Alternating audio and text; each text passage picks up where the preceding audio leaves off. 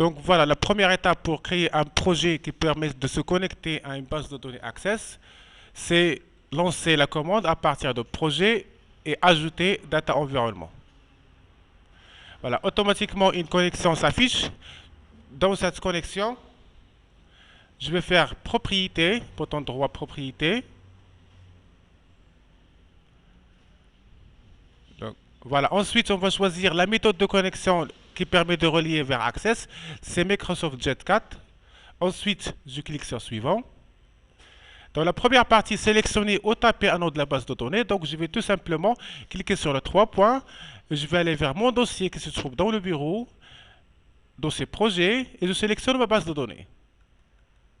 Un petit test pour confirmer. Voilà, confirmation de la connexion est réussie et je valide.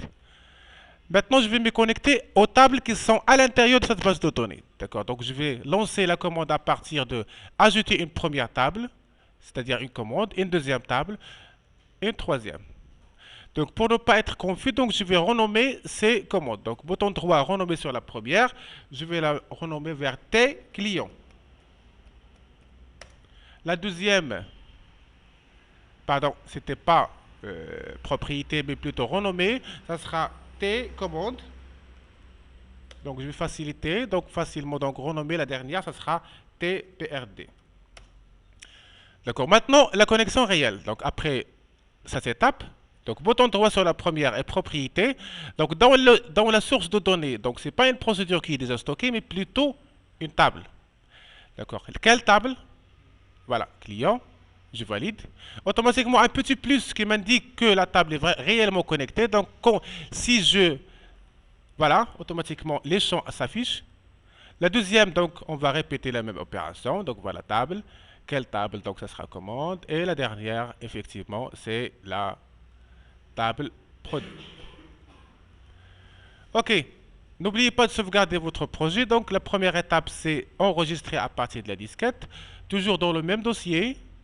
D'accord. Sauvegarder le data environnement, la première feuille et le projet en entier.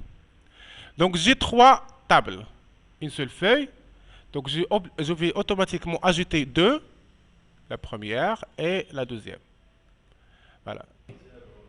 Les feuilles que je viens de créer doivent être obligatoirement elles-mêmes sauvegardées. Donc, je vais cliquer sur la disquette. Donc, automatiquement, la troisième sera sauvegardée et la deuxième. Voilà. Donc, la dernière étape, afficher les données de cette table. Donc, je vais double-cliquer sur Data Environnement, réduire l'affichage et faire glisser ma table client à l'intérieur d'une de ces feuilles. Et voilà. Une remarque très importante concernant les captions et les names. Donc, pour ne pas être confus concernant 3 feuilles, je vais obligatoirement lui donner des names, c'est-à-dire forme 3 sera obligatoirement FRM client. Voilà. Et le caption associé, ce sera la table client, par exemple. Donc, pour ne pas être confus, la table client, voilà. Voilà, pour la deuxième, donc double-clic sur la deuxième et le name sera obligatoirement changé. Donc FRM comme et commande pour simplifier. La dernière, donc c'est FRM PRD et le caption associé, ça sera produit ou un nom équivalent. Voilà, donc sauvegarder ces changements. Donc la première feuille a été faite, c'est la table client. Donc on va passer à la deuxième. Donc elle est vide. Donc je vais chercher mon data environnement et je vais glisser la table. Voilà. La dernière, ça sera produit. Et voilà. Pour un souci de gestion des feuilles, on va, par choix de programmation, on va créer une feuille MDI qui permet d'englober ces principaux feuilles. D'accord. Donc, menu projet, je vais cliquer sur ajouter une feuille MDI. D'accord. Voilà ma feuille. La sauvegarder elle-même. D'accord. Je vais garder le même nom. Et voilà. À l'intérieur de la feuille, donc je vais par exemple créer un menu. Donc voilà. Donc dans mon menu, donc je vais avoir un menu fichier. Donc, obligatoirement un name. Donc, je vais commencer par mnu file, par exemple. Un deuxième menu. Voilà, par exemple, ouvrir avec le même name. Donc, ça sera mnu pour différencier des autres names. Et, par exemple, open, si vous voulez. Entrée. Le troisième, c'est par exemple ouvrir quoi? Ouvrir client. mnu clt. Et commande. Donc, mnu com. Et la dernière, c'est produit. Et mnu prd. D'accord?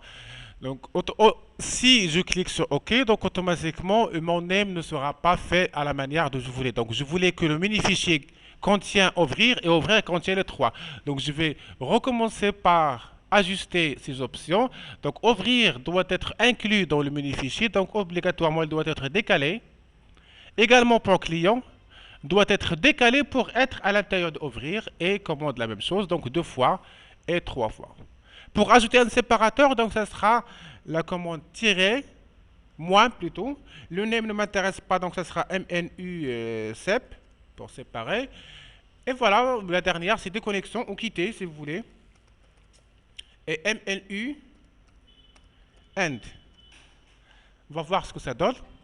Donc, une barre séparatrice, donc une erreur qui s'affiche qui m'indique que une barre séparatrice ne peut pas être utilisée comme un nom de menu. C'est-à-dire quoi? Elle doit être fille à l'intérieur du fichier. Comme ça. Et voilà. Donc, automatiquement, mon menu a été fait. Voilà. Donc, quand je clique donc, sur client, automatiquement, la feuille client doit s'afficher. Donc, cliquez. Donc, voilà le code équivalent. Donc, la première ligne de code sera donc ça sera frm client.show, c'est-à-dire appeler la feuille par son name et lui indiquer qu'elle doit être ouverte. Donc je vais répéter la même chose au niveau de la deuxième. Donc je vais choisir à partir d'ici pour changer un petit peu. Donc le mnu com.